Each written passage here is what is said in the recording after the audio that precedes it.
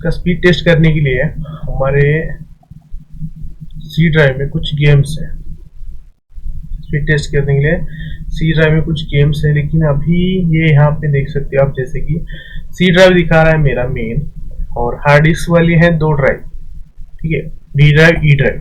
अब दिक्कत क्या होगी, मुझे वो ड्राइव नहीं दिखाएगा क्योंकि अभी हमें वो अनलोकेटेड है, तो उसको लोकेशन देना पड़ेगा पहले, क्योंकि यहाँ पे देख सकते हो यहाँ पे दिखा रहा है, ठीक है।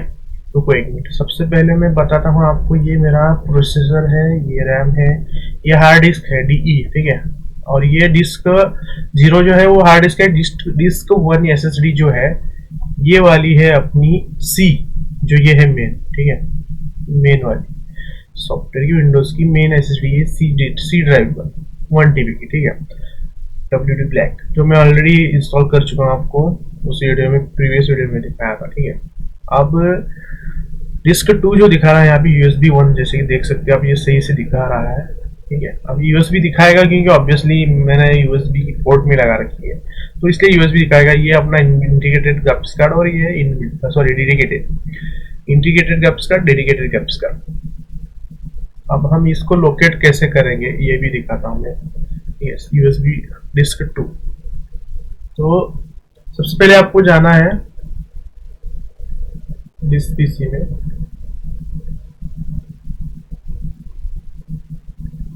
डिस्क PC में जाना है, और अगर आप विंडोज 10 में है तो डायरेक्टली आपको ये ऑप्शन आ जाएगा, मैनेज करके ऑप्शन आ जाएगा। और अगर आप मेरी तरह विंडोज 11 यूज कर रहे हैं तो आपको राइट क्लिक करना है, शो मोर ऑप्शन में जाना है और मैनेज में जाना है।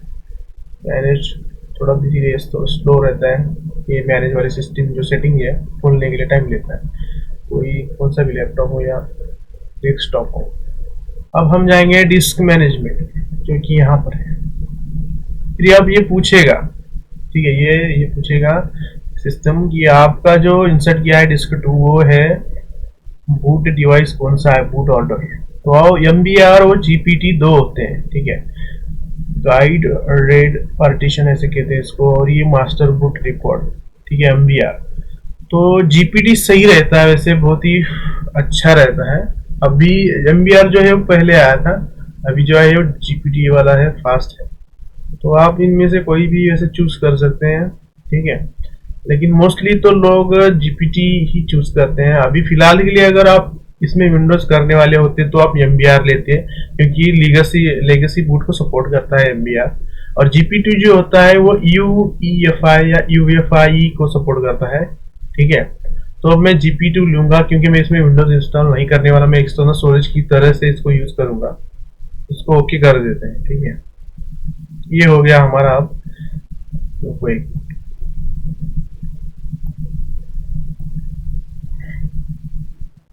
ये रही है हमारी 240 GB या 238 GB की दिखा रहा है, एक्चुअली 256 GB की लेके आया था मैं, 256। तो अब ये अनलोकेटेड है, तो इसको लोकेट करने के लिए सिंपली आपको यहाँ पे आना है, जिसका 2 ही सिलेक्ट करना। वैसे गलती से आप कहीं से लाइक डिस्क 1 डिस्क 0 अपनी यहाँ पे देख सकते हो, लोकल डिस्क ETC दिखा रहा है, सब अनलोकेटेड ये वाला सिलेक्ट करना है, यहाँ पे आना। जैसे सिलेक्ट हो जाएगा आपका कलर चेंज हो जाएगा या पैटर्न में पता चल जाएगा। फिर आपको राइट क्लिक करना है और न्यू सिंपल वॉल्यूम करके करना है, ठीक है, ऑप्शन पे सिलेक्ट करना है। लेकिन अगर आपका यहाँ पे दिखा रहा होगा अनलोकेटेड दिखा रहा होगा, ठीक है, अनलोकेटेड नहीं दिखा रहा, यहाँ पे क्रॉस वाला एरो आ रहा है, ठीक है, यहाँ पे क्रॉस वाला लोगो आ रहा है, इसका मतलब है आपकी SSD सपोर्ट नहीं करती उस इनक्लोजर को या फिर उस एक्सटर्नल जो ये केस है उसको, ठीक है। तो अब ये ऐसे केसेस में क्या होता है दोस्तों, जैसे कि मेरा देख सकते हो आप, जो मेरी पुरानी वाली SSD थी, कहाँ गई, 1 मिनट को दिखाता हूँ। मैंने जो इसको इसमें अब पैकेज में डाल के रखा हूँ बस टेम्परेरी, ठीक है, कहीं ये लाइक डैमेज ना हो जाए इसलिए थोड़ा, ठीक है। तो ये वाली जो SATA थी M.2, ये इसमें मैंने इंस्टॉल करके देखी, तो यहाँ पे मुझे दिखा रहा था कि लाइक अनसपोर्टेड या अनरिकॉग्नाइजेबल डिवाइस, लाइक ये बता रहा था कि ये दिखाई नहीं दे रही, उसको डिटेक्ट नहीं कर रहा था, ठीक है, ये डिटेक्ट नहीं कर रहा था। तो फिर इसलिए मुझे फिर से NVMe लेनी पड़ी और उसको एक्सचेंज कर दिया मैंने SATA से। अब ये NVMe वाला इनक्लोजर है, ठीक है। अगर आपका साटा या दूसरी कोई भी एसएसडी सपोर्ट करती है, ये पहले आप इंफॉर्मेशन निकालो, गूगल पे जाके रिसर्च करो, फिर तभी खरीदना। मेरे जैसे जल्दबाजी मत करना, ठीक है। अब हम राइट क्लिक करते हैं, सिंपल न्यू वॉल्यूम करेंगे, ये सेटअप विजार्ड खुल जाएगा। नेक्स्ट करना है। अब सिंपल वॉल्यूम में आप यहाँ पे एमबी डाल सकते हैं। तो आप फिलहाल के लिए अगर आप कम यूज करना चाहते हो तो कम भी डाल सकते हैं, बाद में आप उसको पार्टीशन बना भी सकते हैं, बहुत कुछ कर सकते हैं वैसे। लेकिन मैं रिकमेंड करूंगा कि आप एक ही सिंगल पार्टीशन यूज करें, ठीक है। अब हम जितना यहाँ पे एमबी लिखा है उतना ऊपर जितना लिखा है उतना ही लिखना है, उससे कम ही लिखना है एक्चुअली, ज्यादा एक एमबी ना एक कम, ठीक है। ऐसे कम कर सकते हैं लेकिन ज्यादा मत करना। लेकिन अगर आप कुछ एमबी कम कर दोगे तो आप उतना अनलोकेटेड स्पेस छोड़ दोगे स्पेस, तो वो आपके लिए उतना मतलब फायदेमंद नहीं रहेगा, ठीक है। ठीक है, नेक्स्ट करते हैं हम। अब इसको असाइन लेटर करना है। यहाँ पे लेटर जितने आप इनमें से कोई भी अवेलेबल जितने लेटर्स हैं इनमें से ले सकते हैं, A to Z होता है। ऑलरेडी मैं C यूज कर चुका हूँ यहाँ पे, ठीक है। यहाँ पे C यूज हो चुका है, C यहाँ पर ये रहा, और D E हो चुका है। तो ये 3 लेटर छोड़ के मैं बाकी लेटर ले सकता हूँ। वैसे आप कोई भी लेटर ले सकते हैं, ये मायने नहीं रखता कि आप यही लेना चाहिए या ये लेना चाहिए, AJKLMN कोई भी ले सकते हैं। तो फिलहाल के लिए मैं कौन सा लेटर लूं, कोई भी लेटर ले सकते हैं।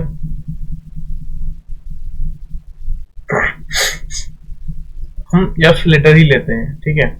कोई भी लेटर ले सकते हैं।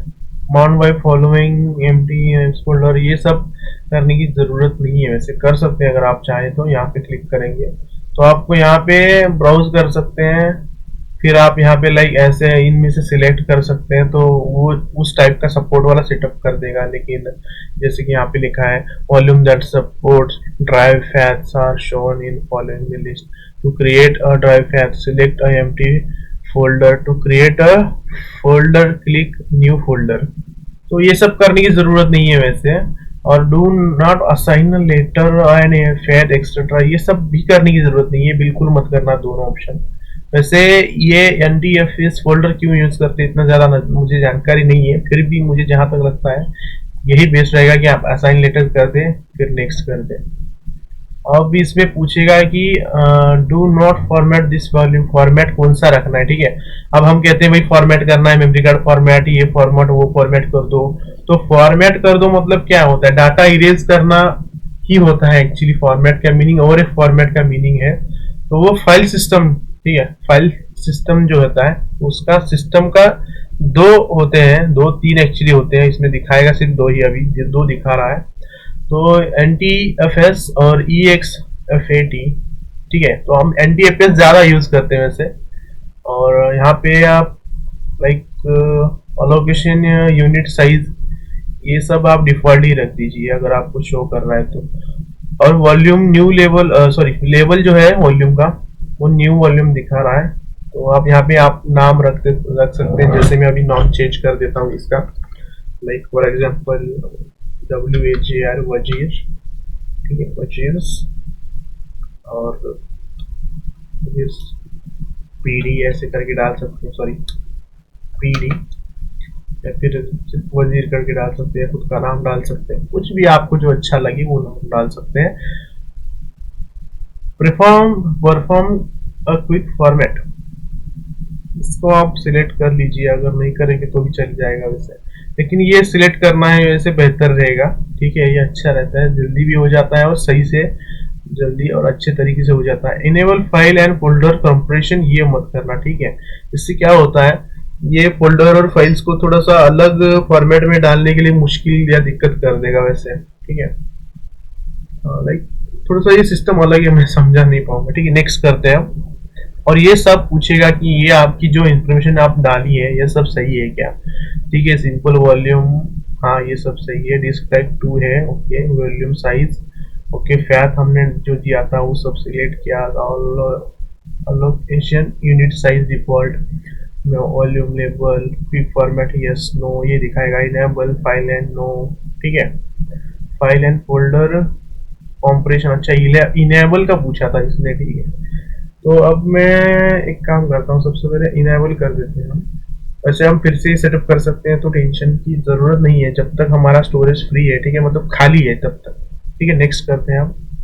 अब ये यस दिखाएगा लास्ट में, देखा, अब फिनिश कर देते हैं, ये फॉर्मेट हो जाएगा और ये हमारे न्यू डिस्क खुल चुकी है। देखा, बेसिक डाटा पार्टीशन, यहाँ पे बहुत सारे ऐसे ये क्या बोलते हैं कैटेगरीज होते हैं, ठीक है। 240 GB का हमें मिल रहा है। हम देखते हैं कि यहाँ पे जैसे कि आप देख सकते हो दिस पीसी में माई कंप्यूटर में आ गया, यहाँ पे दिख जाएगा।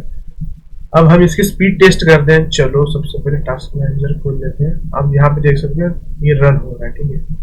अब ये रीड रन और लाइक एक्टिव हो चुकी है डिस्क, ये डिस्क 2। हम कॉपी करेंगे सबसे पहले डिस्क 1 से डिस्क 2 में। चलो शुरू करते हैं, स्टार्ट करते हैं कॉपी करना। मैं जाऊंगा गेम्स फोल्डर में जहाँ पे मैंने ये सारी गेम्स इंस्टॉल करके रखी है टेम्पररी के लिए, टेस्ट के लिए, ठीक है। मैं रेड डेड 2 का प्रॉपर्टीज दिखा देता हूँ आपको, जो 116 GB है। इसको पहले कॉपी कर लेते हैं। टेस्ट कॉपी कर रहा हूँ वैसे दोस्तों ये, ठीक है। टेस्ट टेस्टिंग के लिए हम बस टेस्ट करने के लिए कॉपी कर रहे हैं। यहाँ पे मैं बस डायरेक्टली अब यहाँ पे पेस्ट कर दूंगा। ये इसकी स्पीड है। अब हमारी स्पीड जो है 35 Mbps की स्पीड है।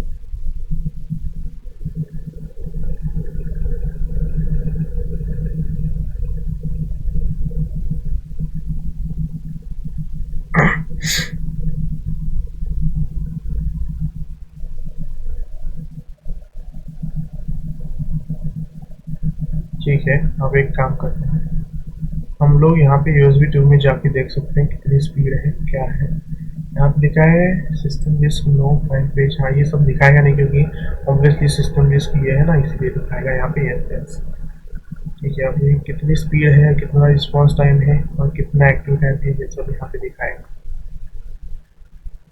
अब ये मेन SSD देखते हैं हमारी कितनी यूज कर रही है डाटा, स्पीड है। ये 1% 2% पे है, 0.7 0.8 रिस्पॉन्स टाइम है, 35 MPS की स्पीड है कॉपी। ठीक है, तो इस तरीके से ये कॉपी हो रहा है, इसको कॉपी हो रहा है।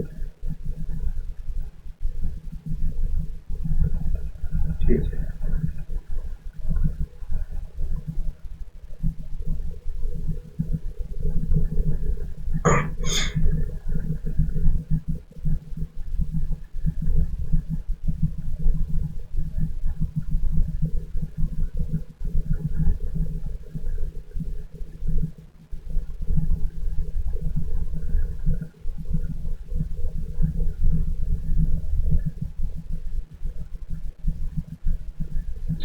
अब दोस्तों हम क्या करते हैं, इसको कॉपी होने देते हैं। 35 MBPS मैक्स स्पीड है हमारी एक्चुअली, हमें पता चल चुका है, ठीक है। ये कम नहीं हो रही, ज़्यादा भी नहीं हो रही, 35 MBPS कॉपी हो रहा है। अब हम क्या करते हैं, सबसे पहले हार्ड डिस्क में से मैं कॉपी करने की कोशिश करूँगा, ठीक है। तब तक के लिए अब हम क्या करते हैं, इसको हो रहा है जो फाइल जो कॉपी हो रही है उसको मैं पुश कर देता हूँ। इस हम बाद में करेंगे, इस हम बाद में करते हैं। टेस्टिंग के लिए हम गेम्स में जाते हैं और ये रेड डेड की जो है सेटअप फाइल, ठीक है, इसको मैं कॉपी कर लेता हूँ और अब हम हार्ड डिस्क में से पेस्ट करेंगे, कॉपी करके पेस्ट करेंगे अपने एक्सटर्नल स्टोरेज में, ठीक है। ये यहाँ पे पेस्ट कर देता हूँ मैं। अब यहाँ पे देख सकते हो आपकी हार्ड डिस्क की स्पीड जो है वो कितनी स्पीड है, और यहाँ पे जो है वो अपनी SSD की है, ठीक है। SSD टू SSD हो रहा है और ये हार्ड डिस्क में से SSD में हो रहा है, ठीक है। आप देखते हैं स्पीड कितनी है। अब जैसे कि आप देख सकते हैं यहाँ पे ये 20% का लोड ले रही है और 35 से 40 MBPS की हमारी स्पीड है। हाँ, 100 ms का रिस्पॉन्स है, ठीक है। अब हम क्या करेंगे, इन दोनों को एक साथ चला के देखते हैं दोस्तों कि क्या होता है, एक्चुअली कितना स्पीड मिलती है, हमें कितनी स्पीड मिलती है, ठीक है। तो देख सकते हैं हम दोस्तों, हम ऐसे बताना भूल गया कि हार्ड डिस्क कितना लोड ले रही है, 80% लोड ले रही है और 40 MBPS इधर भी स्पीड बढ़ रही है और यहाँ पे इधर 60-70 MBPS स्पीड बढ़ रही है, क्योंकि एक्चुअली में दोनों जो है वो 35 MBPS स्पीड से कॉपी हो रहा है, ठीक है। अब एक्चुअली होगा क्या, फैन मेरे ज़्यादा पावरफुल से लाइक स्पीड से घूम रहे हैं, और ग्राफिक्स कार्ड जो है वो अभी स्क्रीन रिकॉर्डिंग चल रहा है इसलिए हो रहा है यूज़। अब जो सीपीयू है वो ज़्यादा यूज़ होगा, क्योंकि जो सीपीयू होगा वो पूरा सिस्टम में ज़्यादा यूज़ होगा, क्योंकि ये कॉपी जो होगा ना, कॉपी होने के लिए प्रोसेसिंग के लिए सिस्टम फास्ट काम करेगा, ठीक है। तो प्रोसेसर पे थोड़ा लोड होगा इसका, प्रोसेसर यूज होगी कॉपी करते समय। एसएसडी जो हमने एक्सटर्नल लगाई है वो भी कॉपी होते समय यूज होगी, जिसमें से हम कॉपी कर रहे हैं वो दोनों स्टोरेज की भी यूज होगा, ठीक है। तो इस तरीके से आप देख सकते हैं, मोस्टली मैंने देखा है कि बहुत सारे केसेस में जब भी आप दो फाइल या दो तरीके से आप दो फाइल्स कॉपी करने की कोशिश करते हो, तब जितना पहले फर्स्ट वाली कॉपी करते समय जितना स्पीड दे रहा था उससे डिवाइड हो जाता है, आधी स्पीड आपको सीखने को मिल जाती है। लाइक 30 MBPS 30 का अभी स्पीड दे रहा है, 30 MB अगर ये पहले वाले टास्क में दे रहा था, दूसरा टास्क मैंने डाल दिया तो 15 MBPS यहाँ और 15 MBPS यहाँ, इस तरीके से बढ़ जाती थी आधी आधी स्पीड। लेकिन इस केस में वैसा नहीं हो रहा, क्योंकि हमारी एनवीएमई है इसीलिए वैसा हो रहा है। और आप पूछोगे भाई एनवीएमई है तो बहुत ज्यादा स्पीड रहती है, इतनी स्पीड क्यों मिल रही है? तो दोस्तों होता क्या है, मेरा जो है अभी लैपटॉप में मैंने एक इंटेल का स्टोरेज का एक ड्राइवर इंस्टॉल किया है, लाइक ऐसे कह सकते हो कि उनका रेड करके एक, या फिर इंटेलिजेंस सॉफ्टवेयर करके एक है उसका ड्राइवर। तो वो क्या करता है, जब भी कोई भी ऐसी चीज़ आप कॉपी करते हैं तो सेफ्टी के लिए वो ज़्यादा या मैक्सिमम कैपेसिटी से लोड नहीं देता आपके डिवाइसेस को। और दूसरी बात, ये जो इनक्लोजर है वो ज़्यादा हीट ना हो जाए, इसलिए वो उसको ज़्यादा लोड नहीं देता, या फिर मैक्सिमम परफॉर्मेंस पे आप उसका यूज़ नहीं कर सकते। अगर मैक्सिमम परफॉर्मेंस पे हमने यूज़ कर दिया तो एक तो एसएसडी बहुत ही गर्म हो जाएगी, हीट सिंक बहुत गर्म हो जाएगी, और इससे इससे क्या होगा, अगर गर्म हो जाए दोनों भी, ठीक है, तो लाइक एनक्लोजर और एसएसडी दोनों भी गर्म ज्यादा हो गए तो फिर क्या होता है, एसएसडी करप्ट होने की या फिर डाटा करप्ट होने का, एसएसडी खराब होने के चांसेस ज्यादा रहते हैं। इसीलिए ये सेफ्टी ऑन रखना ही अच्छी अच्छी बात रहेगी। वैसे आप इसको टर्बो बूस्ट भी कर सकते हैं, टर्बो बूस्ट कैसे करते हैं मैं नहीं बताऊंगा इस वीडियो में, या फिर आप कह सकते हैं कि मैं नहीं बताऊंगा, क्योंकि इससे क्या होता है, वो स्पीड तो आपको बहुत अच्छी मिल जाएगी भैया, ठीक है दोस्तों, आपको स्पीड अच्छा मिल जाएगा, आपको स्पीड अच्छा मिलेगा, आपको वो बहुत स्मूथ भी चलेगी, लेकिन आपकी एसएसडी की लाइफ कम हो जाएगी। ऊपर से दूसरी बात क्या है, आपका इनक्लोजर भी खराब होने के चांसेस होते हैं, डायरेक्ट करप्ट होने के चांसेस होते हैं, बहुत ज्यादा रिस्क होता है उसमें, हाई रिस्क रहता है, ठीक है। इसीलिए हम लोग वो टर्बो बूस्ट वाला जो है वो फीचर ऑन नहीं करेंगे, वो इन केस, और मोस्टली ज्यादातर लैपटॉप में, अभी के लैपटॉप में आ रहा है वैसा फीचर्स, अभी ओल्ड वाले लैपटॉप में आपको देखने में नहीं मिलेगा। मेरा वैसे ओल्ड है लेकिन मैंने उसको एक्सटर्नली क्रैक इंस्टॉल किया है, तो उसको मैं यूज नहीं करता ज्यादा। मोस्टली इमरजेंसी वाले केसेस में, लाइक छोटे पेन ड्राइव जो रहते हैं 10-20 GB के, 16 GB के, 32 GB के, उन्हें भी यूज करता हूँ। वो भी सिर्फ रेयर केसेस में कभी कभी यूज करता हूँ टर्बो बूस्ट कॉपी, ठीक है। तो जैसे कि आप देख सकते हैं यहाँ पे जो मेन एसएसडी है वो बस 2% लोड ले रही है, सेम 40 MBPS स्पीड है, और इसकी मैक्सिमम कैपेसिटी की स्पीड की कैपेसिटी है 5000 MBPS, और इसकी स्टोरेज कैपेसिटी है 1000 GB, मतलब 1 TB। हमारी हार्ड डिस्क है 2 TB की, यहाँ पे देख सकते हैं आप, ये 900 GB मतलब 1 TB की है, ये 2000 GB मतलब 1800 TB की है, सॉरी गलत बोल दिया, 1.8 TB की है, ठीक है। तो ये हमारी एक्सटर्नल एसएसडी है, इसकी कैपेसिटी है 240। दोस्तों मैं एक और टास्क डालना चाहूंगा कि जिससे हमें पता चले भाई कि कितना कैपेसिटी है, और कितना मल्टीपल टास्किंग दे के देखते हैं कि हाइपर थ्रेडिंग या फिर ऐसा कह सकते हैं हाइपर स्पीड या टर्बो बूस्ट स्पीड दे सकते हैं कि हम इसको। तो मैं जा रहा हूँ अभी GTA 5 कॉपी करता हूँ, इसको Ctrl+C दबा के कॉपी कर दिया, अब जाके वहां पे पेस्ट करके देखते हैं, ये हमारी ये पेस्ट कर दिया मैंने। अब यहाँ पे भी भाई साहब देखो 30 MBPS दे रहा है। और एक टास्क डालने जा रहा हूँ मैं, अब फिर से यहाँ जाते हैं, फिर प्रोग्राम्स में जाते हैं, फिर हमारे गेम्स में जाते हैं, और फिर कौन सी रेड डेड कॉपी की थी मैंने, अब मैं इस गेम को कॉपी करता हूँ जो है 75 GB की। तो इसको भी यहाँ पे जाके मैं पेस्ट कर देता हूँ। वैसे कैपेसिटी की टेंशन नहीं है, मैं कैंसिल कर रहा हूँ कॉपी, बस टेस्ट के लिए हम कॉपी कर रहे हैं। तो अब देख सकते हो दोस्तों, ये थोड़ा स्पीड डिवाइड हुआ ऐसा लगा, लेकिन ऐसी बात नहीं है। 12,000 फाइल्स हैं इसमें। तो इसका क्या होगा, इसमें क्या होता है, छोटी छोटी फाइल्स होती हैं, उनको कॉपी करने के लिए सिस्टम थोड़ा स्लो हो जाता है, मतलब स्पीड जो है कॉपी की वो कम कर देता है कि अच्छे से कॉपी हो जाए। भाई साहब दोस्तों देखो, हर एक कॉपी में 30 एमबीपीएस है, हर एक कॉपी में 30 एमबीपीएस, 30 एमबीपीएस, 40 एमबीपीएस का दिखा रहा है। अब हमारी एसएसडी जो है 50% की स्पीड से चल रही है, मतलब इसकी मैक्सिमम स्पीड जितनी है, ये थोड़ी सी एनीमी है, लेकिन इसका जो है मैंने छोटा वाला मॉडल है, या फिर कह सकते हैं छोटी वाली स्पीड, कम स्पीड वाली एनीमी ली है मैंने एक्सटर्नल के लिए। आप यहाँ पे देख सकते हो दोस्तों, मेरा हार्ड डिस्क जो है 100 पे चली गई है, और मैक्सिमम स्पीड है इसकी 100 एमबीपीएस टू 110 एंड 100 एमबीपीएस, ठीक है। तो 110 एमबीपीएस मैक्स स्पीड है इसकी। तो जो प्रोसेसर है हमारा वैसे बहुत ही ज़्यादा जोर ले रहा है, बहुत ही ज़्यादा लोड ले रहा है। ग्राफिक्स कार्ड मेरा 30% यूज़ हो रहा है, क्योंकि जो पूरा 3D का काम, मतलब लाइक अभी जो स्क्रीन रिकॉर्डिंग हो रही है उसका काम ये कर रहा है, इसीलिए। तो अब जैसे कि आप देख सकते हैं यहाँ पे मेरा प्रोसेसर ज़्यादा यूज़ होगा।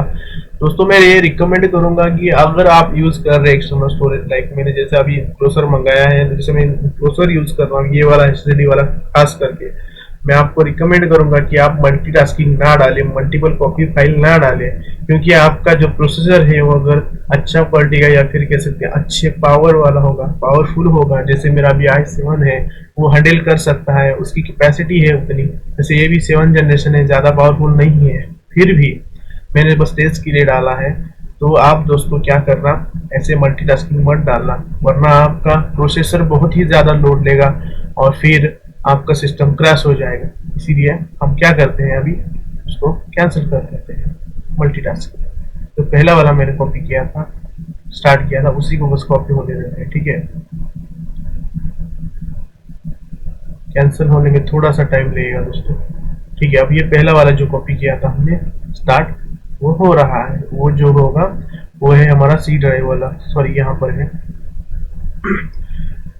जैसे कि देख सकते हो आप, यहाँ पे 30 MB, 30 MB, 40 MB दे रहा है, यहाँ पे भी 30 MB, 40 MB से राइट हो रहा है, यहाँ से कॉपी हो रहा है और यहाँ पे पेस्ट हो रहा है। ये राइट स्पीड है, ये रीड स्पीड है।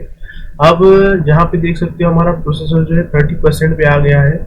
ऐसा क्यों? क्योंकि दोस्तों हमने जो मल्टीटास्किंग डाला था, मल्टीपल कॉपी वाली फाइल डाली थी, उसको कैंसिल कर दिया है। इसलिए मैं रिकमेंड करूंगा कि आप ना यूज करें मल्टीपल कॉपीज, या फिर आप टर्बो बूस्ट वाला स्पीड वाला सॉफ्टवेयर ना यूज करें। जैसे कि तेरा कॉपी है, थर्ड पार्टी सॉफ्टवेयर जो रहते हैं, बहुत सारे रहते हैं, वैसे ना यूज करें उनको, वरना ये खराब हो सकती है आपकी एसएसडी, और ये बहुत महंगे आते हैं एक्सटर्नल स्टोरेज, ठीक है। सॉरी, एक्सटर्नल स्टोरेज और एक्सटर्नल केस, ठीक है दोस्तों। मैं इस वाले कॉपी को भी कैंसिल कर रहा हूँ। तो हमें पता चल गया है कि इसकी कितनी कॉपी करने की, या फिर कह सकते हो अभी एसएसडी जो है एक्सटर्नल, इसकी हमें पता चल गई है कि रीड स्पीड कितनी है, सॉरी राइट स्पीड कितनी है, राइट स्पीड कितनी है, हाँ सही, read speed, sorry read speed. मतलब जब मैं इसमें से इसमें कॉपी करूंगा तो ये एसएसडी राइट स्पीड देगी और ये रीड देगी, ठीक है। अब देखते हैं, उल्टा करके देखते हैं, मतलब दोस्तों यारों कि उल्टा करके देखते हैं हम। इस वाले फाइल्स को, सारे फाइल्स को मैं Ctrl+C कॉपी कर देता हूँ। सबसे पहले हार्ड डिस्क में एक न्यू फोल्डर बना लेते हैं टेम्पररी के, और यहाँ पर डाल देते हैं कॉपी के लिए। ये टास्क पे अब कितना स्पीड देगा हमें पता चलेगा, ठीक है। अब जो स्पीड यूज होगी वो है रीड स्पीड, देखा, ठीक है। पहले हुआ था राइट, अच्छा पहली बार मैंने गलत बोल दिया शायद। हम देखते हैं, ओके। तो ये अब जा रही है 80 MB, 50 MB, 40 MB, ये कम ज्यादा होगी क्योंकि मेरी एसएसडी की जो, सॉरी हार्ड डिस्क की जो कैपेसिटी है वो है मैक्सिमम 100 MBPS। तो हार्ड डिस्क की कैपेसिटी के हिसाब से वो शायद कम ज्यादा होती रहेगी। अब हम देखते हैं, इसको कैंसिल करते हैं, ठीक है। अब मैंने कैंसिल कर दिया है, मैं कॉपी कर रहा था। कट की स्पीड और कॉपी की स्पीड एक्चुअली दोनों की सेम ही रहनी चाहिए वैसे, फिर भी हम एक ट्राई करते हैं लास्ट। पहले कॉपी कर लेते हैं, सी ड्राइव में डायरेक्टली कॉपी होगा या पता नहीं, टेम्पररी फोल्डर मैंने यहाँ पे बना रखा है, यहाँ पे पेस्ट कर देते हैं। ओ भाई गॉड, ओ माय गॉड, ओ भाई साहब क्या चल रहा है ये तो देखो भाई, क्या बात है। मैं देख सकते हैं आप, मेरे हार्ड डिस्क की स्पीड कम थी इसीलिए वो धीरे हो रहा था। अब यहाँ पे देखो दोस्तों, अब इसकी स्पीड इतनी ज्यादा हो गई है और ये लोड ले रही है 70 टू 80% भाई साहब, और 200 एमबीपीएस की स्पीड है हमारे यहाँ पे। और जैसे कि सी ड्राइव देख सकते हैं आप, बस 1% से 10% का लोड ले रही है, ज्यादा से ज्यादा 18%, 15%, 20%। मुझे दिख भी नहीं रहा, इतना फास्ट चेंज हो रहा है आंकड़ा ये। ठीक है, अब देख सकते हैं 300 200 राइट स्पीड है इसकी, 5000 एमबीपीएस है, तो ऑब्वियसली आपको समझ गया, आप समझ गए होंगे कि बहुत ही ज्यादा फास्ट है वो, इसको कुछ फर्क नहीं पड़ेगा। लेकिन ये बहुत ही ज्यादा लोड ले रही है। अब मैं ये कैंसिल कर देता हूँ वरना कॉपी खत्म हो जाएगा दोस्तों। ठीक है दोस्तों, चलो अब हमें पता चल गया कि किस पे कितना स्पीड है, क्या डिपेंड करता है। लेकिन हम बस ये एक्सटर्नल स्टोरेज कहीं पे भी पोर्टेबल पेन ड्राइव की तरह यूज करने के लिए यूज करेंगे, इसलिए मैंने खरीदा है। थैंक यू दोस्तों हमारा वीडियो देखने के लिए। लाइक करना, शेयर करना, सब्सक्राइब कर देना।